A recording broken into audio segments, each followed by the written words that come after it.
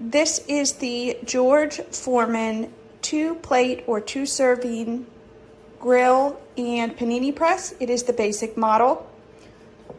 It is about as simple as it comes. So you open it, put your food in here. It is a non-stick surface. Once you have it arranged, close it, put your drip tray in place, and it cooks. As far as heating up, you plug it in. The light comes on to indicate when it's hot.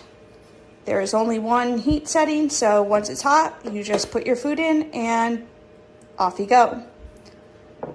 Now, I do have a couple things that I don't like about this. One is the fact that your food tends to slide towards the front because of the way the top comes down on it. There are some lip, you can kind of see, not a lip, but maybe an edge here to try to hold the food in.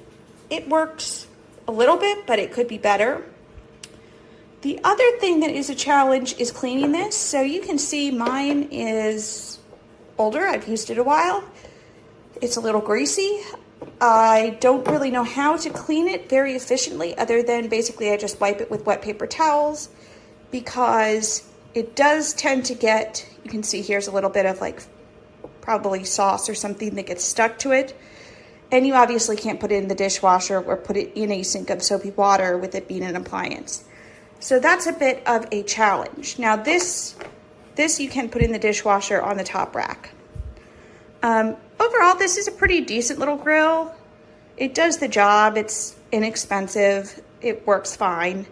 Aside from the cleaning issue, I would say that it's a reasonable appliance, and I'm glad that I have it in my kitchen.